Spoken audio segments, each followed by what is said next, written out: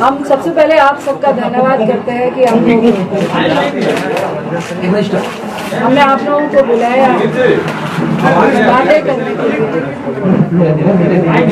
और आप लोग मैं आप सबका धन्यवाद करती हूँ। और दूसरा, बिहार के तमाम पार्टियों के एमएलए, एमपीज, छोटे जनप्रतिनिधि, बड़े जनप्रतिनिधि, इवन जदयू के भी, भाजपा के भी, राजद के भी, सीपीआई सीपीएम के भी, तमाम लोगों ने, कांग्रेस के भी, तमाम कई मंत्रियों ने भी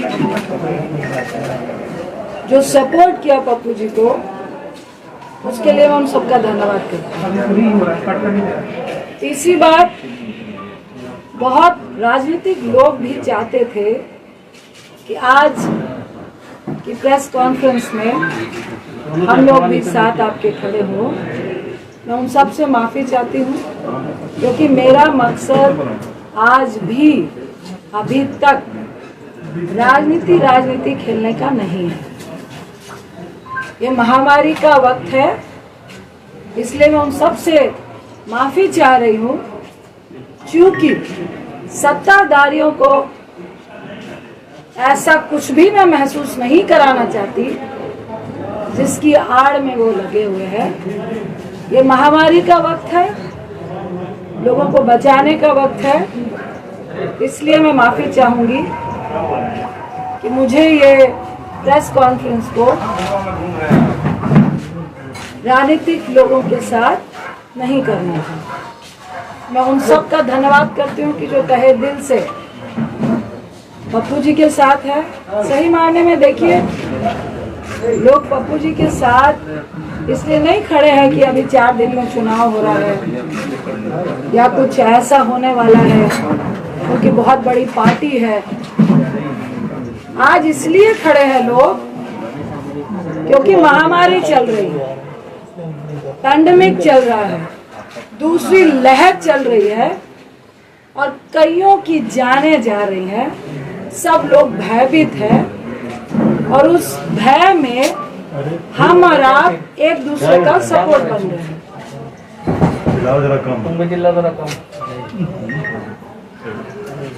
देखिए, मुझे अच्छा नहीं लग रहा कि मैं नीतीश बाबू को कुछ ऐसे सवाल करूं, रूडी साहब से कुछ ऐसे सवाल करूं, भाजपा से कुछ ऐसे सवाल करूं इस वक्त जो मेरे चरित्र में नहीं है। पप्पू जी को आज जेल भेज दिया गया।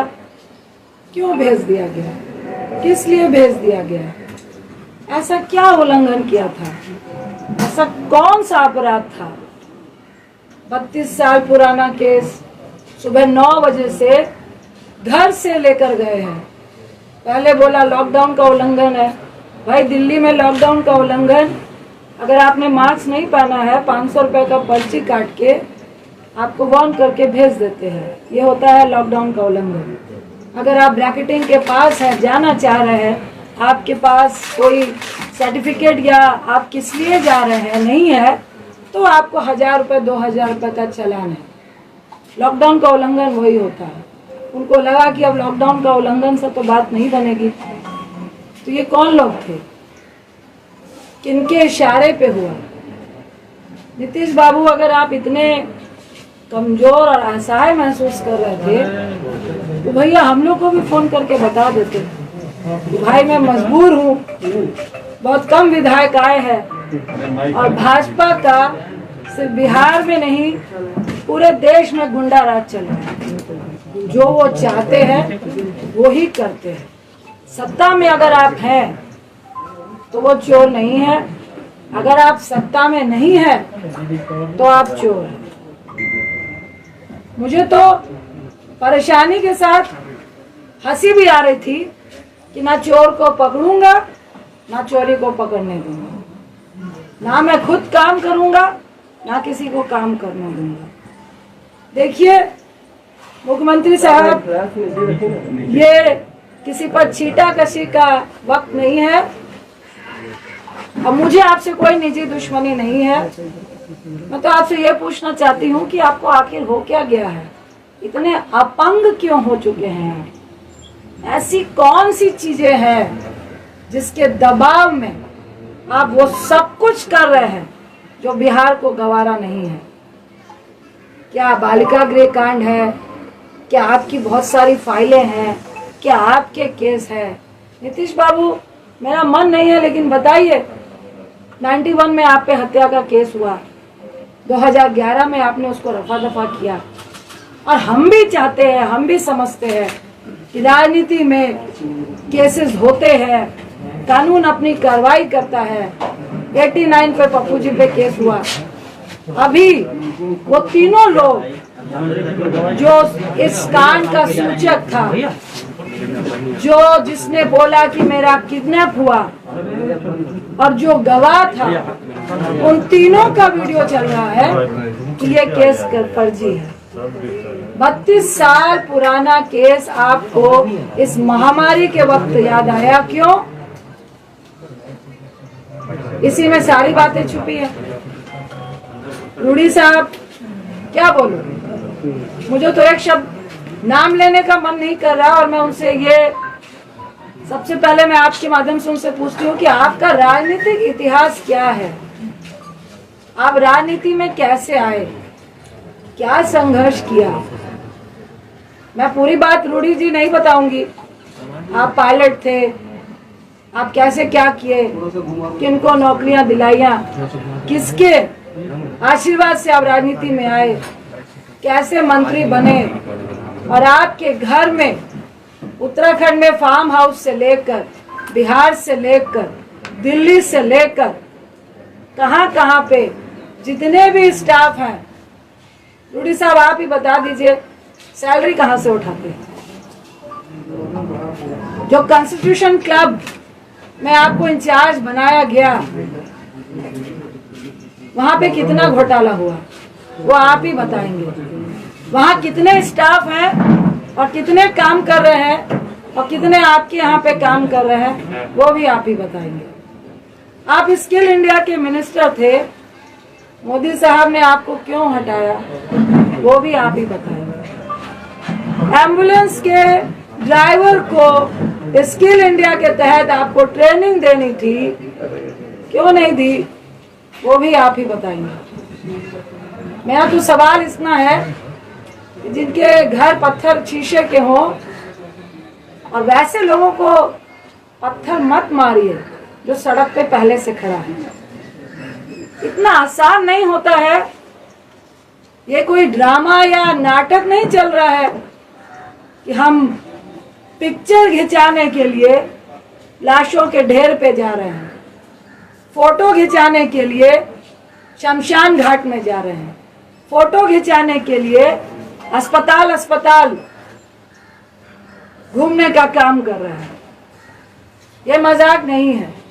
रूडी साहब, मुख्यमंत्री साहब और ये भाजपाइयों कमरे में बैठ के लॉबी लॉबी खेलने में बहुत मजा आता है, मॉडलिंग करते हुए सेटिंग करने में बहुत मजा आता है, और रूडी साहब की राजनीति हैसियत राजनीतिक व्यक्ति से ज्यादा सेटिंग और लॉबी लॉबी करने वाली है।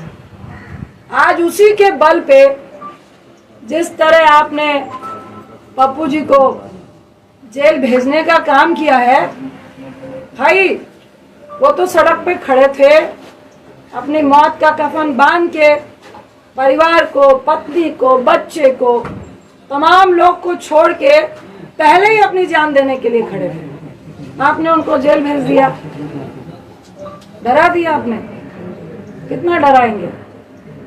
आपने तो मुझे भी जगा दिया। मैं एक सेकंड भी बाहर मास्क के बगैर नहीं रहती हूँ, लेकिन आज हूँ, आपने किया। अब जब तक पप्पू जी जेल में है, खेल तो होगा और अस्पतालों का निरीक्षण भी होगा। जो बेड आप लोग बेच रहे हैं प्राइवेट और सरकारी, और जिन माफियाओं से मिलकर ड्रग्स की कालाबाजारी हो रही है, ऑक्सीजन की कालाबाजारी हो रही है, रेमडेसिविर की कालाबाजारी हो रही है, ये खुंदक सिर्फ पप्पू जी के राजनीतिक कद से नहीं है, ये खुंदक आपकी और ड्रग्स कंपनियों की, अरे बोल लो भाई, तुम्हें लोग पीछे जो एक साथ मिली भगत से जो आप पैसा कमाने में आज बिहार में रोक लग रही थी। हर अस्पताल में लगातार लोग रोक लगा रहे थे। हर अस्पताल में एक तरफ 95,000 का ऑक्सीजन सिलेंडर मिल रहा था, तो कोई व्यक्ति आपको फ्री में पहुंचा रहा था, आपकी दुकान बंद हो रही। आपने छेड़ा है, अब तो हम लोग भी चप्पा चप्पा छानेंगे। कितनी मिली भगत है, ये तो सबके सामने है, सरेआम है कि जहां पर शमशान घाट में 200 लाशें जल रही है, वहां आप 10 दिखाते हैं। सिर्फ बिहार में नहीं, हर जगह पे, उत्तर प्रदेश में, दिल्ली में, मध्य प्रदेश में, जहां जाइए वहीं ये हाल है। देखिए, सत्ताधारियों को उतना ही डराना चाहिए जितने में लोग डरे। इतना भी मत डराइए कि लोग डरना भूल जाए। और जो सड़क पे खड़ा हुआ व्यक्ति को आप जब डराने की कोशिश करते हैं, मौत का कफन बांध के खड़ा हुआ व्यक्ति, उस व्यक्ति को जब आप डराने की कोशिश करते हैं, तो डर खुद डर जाता है। ये सत्ताधारियों को समझना चाहिए। और इस महामारी में भी सबसे बड़ी अगर कोई महामारी है, वो है लालची सत्ताधारी, जो इस बड़ी महामारी से भी बड़ी महामारी है।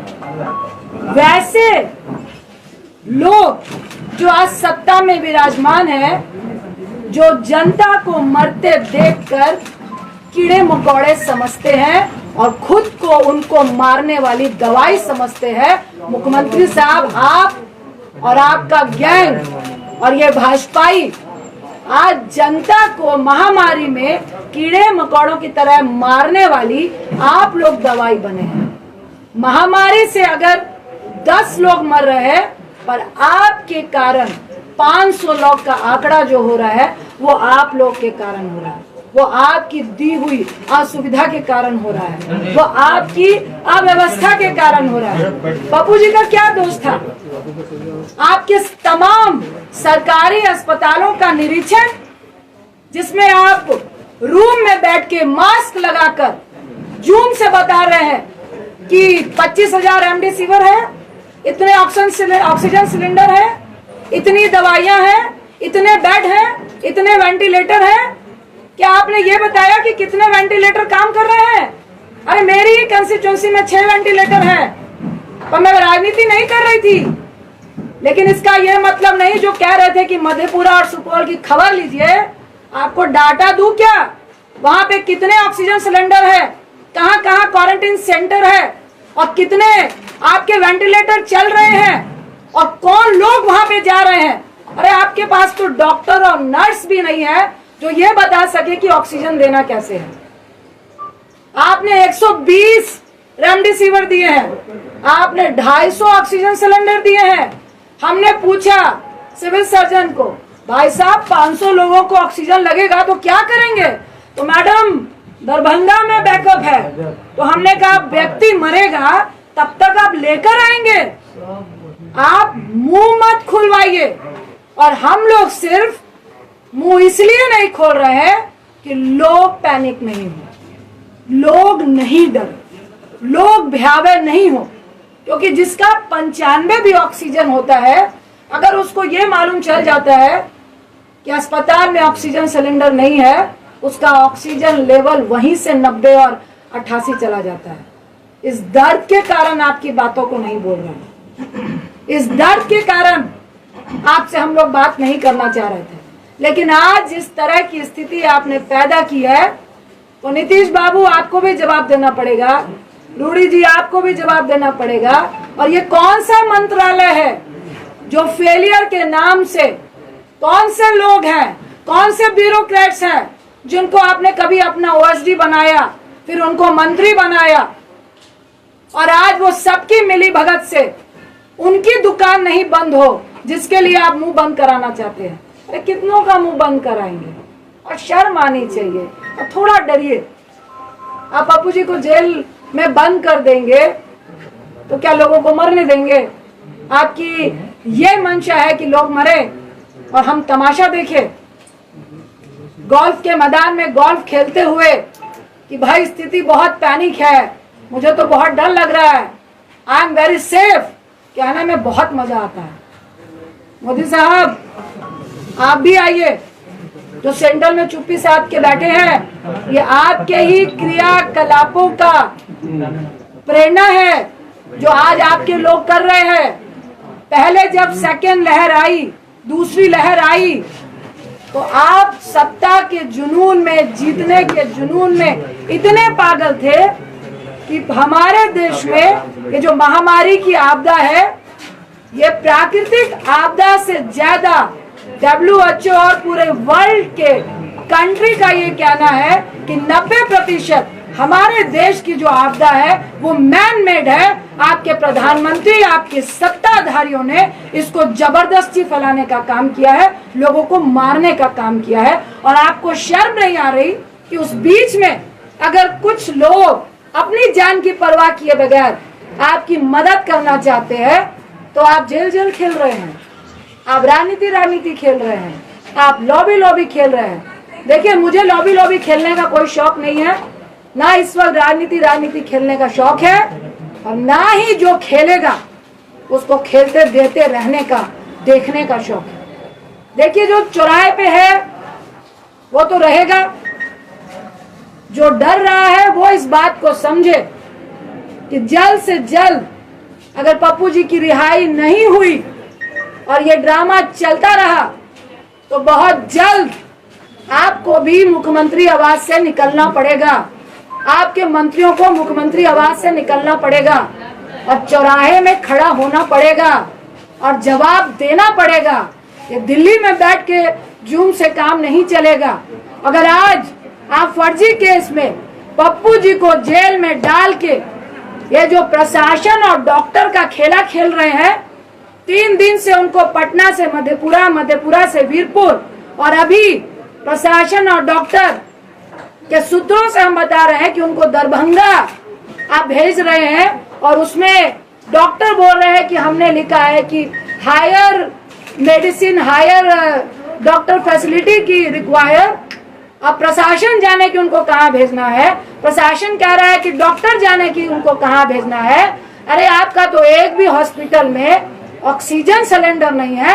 आप पप्पू जी का सीवियर इन्फेक्शन है, सुन लीजिए, शुगर के पेशेंट हैं और 1.25 महीने पहले उनका गॉल ब्लैडर का ऑपरेशन हुआ है, उनके लीवर में 30% प्रॉब्लम है। और अभी मैं आते वक्त भी जो डॉक्टर ने ऑपरेट किया उनसे बात करके आई हूँ कि हैवी रिस्क है कि उनको दोबारा इस हालात में इन्फेक्शन के चांसेस हैं, क्योंकि बहुत नया ऑपरेशन है। उसके साथ ही उनको सीवियर इन्फेक्शन थे, जिसकी सारी रिपोर्ट आपको दी गई है।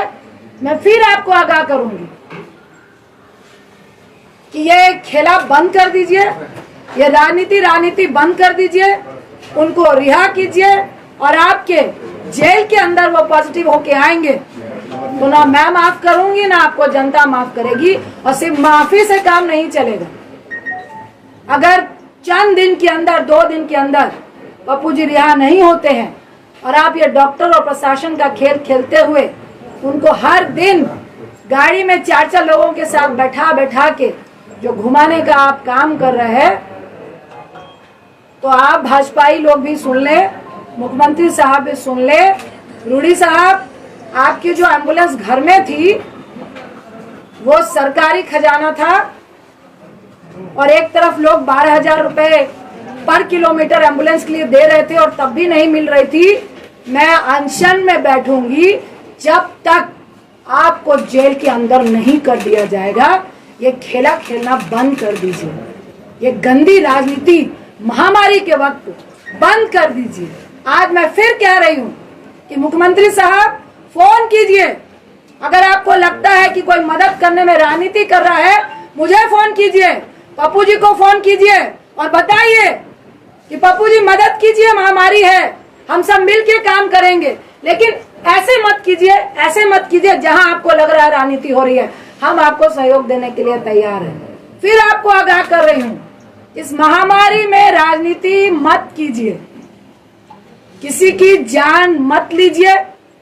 अगर हमारी फैमिली को आप खतरे में डालेंगे, अगर आप बिहार की जनता को खतरे में डालेंगे, अगर हमारे बच्चों को आप खतरे में डालेंगे, तो आपका परिवार भी मुख्यमंत्री आवास में नहीं बैठ पाएगा।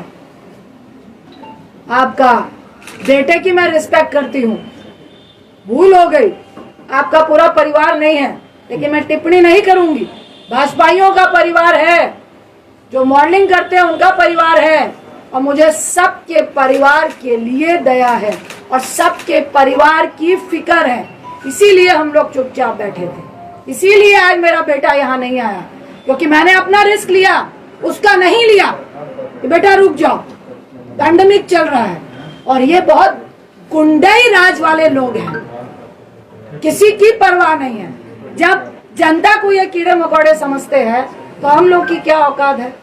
लेकिन औकात उसी की होती है जो गोल्फ लिंक में बैठकर गोल्फ खेल रहा होता है और पेस्ट्री होता है, जो सड़क पे होता है, उसको औकात दिखाने की कोशिश नहीं कीजिएगा।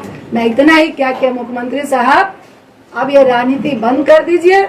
उनको इस फर्जी केस से वीडियो वायरल हो रहे हैं, वो सब दिख चुका है कि वो फर्जी केस है, उनको रिहा कीजिए और हम लोग सब मिलकर इस महामारी से लड़िए। क्योंकि एक तरफ आप इतनी घटिया राजनीति कर रहे हैं और दूसरी तरफ तीसरी लहर की बात इस देश में हो रही है, उसकी चिंता कीजिए। अपनी राजनीतिक रोटियां सेकने की चिंता मत कीजिए। अगर आपको डर लग रहा है उनके कद से, तो चुनाव अभी बहुत दूर है, तब तक जनता भूल जाती है। ये आपको हम लोगों से ज्यादा मालूम है, इसलिए महामारी की फिक्र कीजिए, राजनीति की फिक्र मत कीजिए। बहुत बहुत धन्यवाद। मैम, हाईकोर्ट में याचिका भी इसे खारिज कर दिया गया है, जो जानकारियां हमें मिली है। देखिए, वो खारिज नहीं है, उन्होंने कहा कि आप प्रोसेस से आइए। ये देखिए, हमको सबसे पहले मैं कहूंगी कि मुझे कोर्ट पे पूरा विश्वास है, न्यायपालिका पे पूरा विश्वास है। इन्होंने सोची समझी साजिश से इनको जेल भेजा, क्योंकि 17 तक कोर्ट बंद है और कोई भी मैटर इस तरह से सुना नहीं जा रहा है। लेकिन आज हम लोगों ने मेंशन किया है, इन्होंने तो सुप्रीम कोर्ट की भी धज्जियां उड़ाई है। सुप्रीम कोर्ट ने कहा है कि इवन 7 साल से नीचे वाला भी कोई मुजरिम भी है, उस पे भी अगर जेल जाने की नौबत आती है तो आप इस पैंडेमिक पे उसको जेल नहीं ले जाएंगे। और अगर कोई जेल में है भी तो उसको 90 दिनों की आपको पैरोल देनी है। सही मायने में कानूनी तरीके से जब इनको मधेपुरा भेजा गया तो मजिस्ट्रेट को ही खड़े खड़े इनको बेल दे देनी चाहिए थी। लेकिन ये रणनीति है, और मैं नहीं चाहते हुए मैं कहूंगी कि दबाव में है। वहां पे कुछ हो रहा था, लेकिन रात के 8 बजे नहीं हुआ। ये लोग खरीद रहे हैं और इनको जबरदस्ती इस मंशा से तंग किया जा रहा है कि पप्पू जी तंग हो, 4-5 दिन रहे, उनको भी महामारी से डर लगे, उनको भी जेल से डर लगे। जब वो डर जाएंगे तब हम देखेंगे। ये एक षड्यंत्र चल रहा है और इसमें सुप्रीम कोर्ट की भी धज्जियां उड़ाई जा रही हैं। आज हम लोगों ने मेंशन किया है डॉक्टर मेडिकल को लेके ही कि सुप्रीम कोर्ट का हवाला देते हुए इनको जमानत मिलनी चाहिए। आपने 4 लोगों को सड़क पे खड़ा करने की बात कही थी, नाम मेंशन नहीं किया आपने। देखिए, जब खड़े होंगे तो आप खुद देख लेंगे कौन कौन मंत्रालय इस पैंडेमिक में फेलियर है और किन किन की नींद हराम हो रही है और किसका माफियाओं से और इस ड्रग्स माफियाओं से बिजनेस चल रहा है, वो पूरा बिहार जान रहा है। मैडम, आप बिहार में है, आप कब तक बिहार में रहिएगा मैडम? भी बंद करा दिया गया है, बहुत जगह लोग जो है खा नहीं पा रहे हैं, जो खाना मिलता था उसको। देखिए, ये मैं कहूंगी कि महामारी में बहुत ही घटिया किस्म की राजनीति हो रही है। हम लोग का खाना अभी भी बन रहा है, लेकिन वो परमिशन नहीं दे रहे हैं, पास नहीं दे रहे हैं। हम लोग फिर पास के लिए लगे हैं। मैडम आप कब तक बिहार में पास हैं? नहीं देंगे, हम लोग वोट देंगे। मैडम कौन सी बात आपने कही? कब तक आप बिहार में मैडम पप्पू यादव उजागर कर रहे थे काफी खुलासों को, आप उनको कंटिन्यू रखेंगी जो वो कर रहे थे? देखिए, और कहीं प्रशासन भी आप पर ये कार्रवाई कर सकती है? मैं बिहार हूँ, मैं दिल्ली हूँ, मैं कहाँ हूँ, लेकिन आपके अस्पतालों का निरीक्षण लगातार चलेगा और आपके अस्पतालों की पोल अगर आपने सही नहीं की तो वो आप लोग फोटो देखेंगे, उसके वीडियो चलेंगे। जहाँ पे ऑक्सीजन की कमी होगी, जो हम लोग से मांगेंगे उनको ऑक्सीजन मिलेंगे। जहाँ से रेमडेसिविर ब्लैकमेलिंग होगा वहाँ भी उनका पोल खुलेगा और जिनको जरूरत पड़ेगी दवाइयों की वो भी हम लोग देंगे। जितनी मदद कंटिन्यू हो रही थी वो लगातार मदद होती रहेगी। इस पैंडेमिक में आप किसी को मदद करने से नहीं रोक सकते। ये वैसे सत्ताधारी है, आज पप्पू जी को यहाँ जेल में बंद किया है, वहाँ हमारे कांग्रेस के यूथ अध्यक्ष को तो श्रीनिवासन के घर में जांच हो रही है कि खाना कहाँ से खिला रहे हैं भैया, आप कहाँ से दवाई दे रहे हैं। तो ये गुंडाई राज चल रहा है, मैं फिर कहूंगी पूरे देश में, जिसके खिलाफ हम और आप सबको खड़े होना है। आपने अनशन की बात करी, अनशन को कब बैठेंगी? कह रहे हैं अनशन का कोई दिन तय किया है? कब से जारी है? मैंने आपको बोला, मुख्यमंत्री साहब को फिर आगाह किया, जल्द से जल्द पप्पू जी की रिहाई हो, क्योंकि आपने फर्जी केस में जबरदस्ती इस पैंडेमिक में जो पोल आपके स्वास्थ्य का खुल रहा था सुविधाओं का, उसके लिए आपने भेजा है। अगर आप इस तरह से छिछोरी राजनीति करेंगे तो हम लोग को भी मजबूरन आपके सामने आना पड़ेगा और जब तक आपके मंत्रीगण भी जेल नहीं जाएंगे तब तक अनशन। आरजेडी के मधेपुरा विधायक ने कल प्रेस कॉन्फ्रेंस कर कही कि ये गिरफ्तारी पहले होनी चाहिए थी, बीजेपी जो है कहीं न कहीं षड्यंत्र के तहत ये खेला करवाई है। विनाशकाले विपरीत बुद्धि। मैडम पीएम केयर फंड जो है पारदर्शिता उसमें नहीं आई, कहा जा रहा है कि जो वेंटिलेटर खरीदे गए उसमें बहुत सारे तकनीकी खराबी चल रही है। आपको दूसरी पीएम केयर फंड की बात चल रही है। 100 रुपए किलो डीजल, 100 रुपए डीजल और पेट्रोल हो चुका है और उससे उनको 21 लाख करोड़ रुपए आ चुके हैं और पीएम फंड में भी कितने रुपए आए हैं वो उन्होंने बताया नहीं है। और ये पैसा कहाँ जा रहा है, किसकी जेब में जा रहा है? क्या मुझे तो मैं दावा करती हूँ कि ये ऑक्सीजन सिलेंडर की ब्लैकमेलिंग वालों को मिल रहा है। अभी दिल्ली में खान मार्केट में पकड़ाया था 800 जो ऑक्सीजन आपके कंसंट्रेटर है और उनका जो नवनीत कालरा वो बीजेपी और आम पार्टी से मिला हुआ है। ये तो मिली भगती और उन्हीं को पैसे दिए जा रहे हैं कि आप विदेश से मंगाइए 20,000 में और यहाँ पे 70,000 में दीजिए और फिर हमारे पार्टी फंड में भी दीजिए। तो चुनाव में आखिर सत्ता पाने के लिए किस तरह से वो एमएलए महामारी को छोड़ के सेंट्रल विस्टा पर ज्यादा ध्यान दिया जा रहा है। अभी मैडम सिंपल सवाल ये है कि 2005 में जब चंद्रशेखर खड़े हुए थे मधेपुरा से, उन्होंने पैम्पलेट पर आपका और पप्पू जी का फोटो लगाया था, लेकिन कल उन्होंने कहा है कि पप्पू यादव गुंडा है और बीजेपी के एजेंट है। आप सवाल का भी जवाब आप खुद ही दे रहे हैं। नहीं तो आप बताइए ना कि आपका फोटो भी इस्तेमाल किया। मुझे कोई कमेंट नहीं, वो इस लायक नहीं है।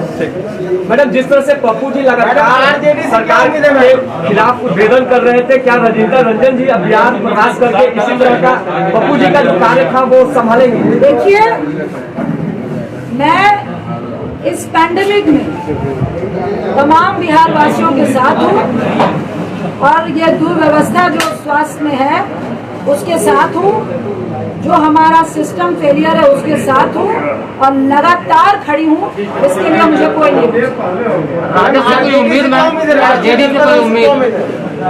आरजेडी से क्या उम्मीद है? हम महामारी की बात करने आए हैं और आरजेडी के भी बहुत सारे ऐसे एमएलए हैं, बहुत सारे ऐसे लोग हैं जिनका दर्द पप्पू जी के लिए है और जो गलत हुआ इस महामारी में है उनके लिए है। उनको मैं बहुत बहुत धन्यवाद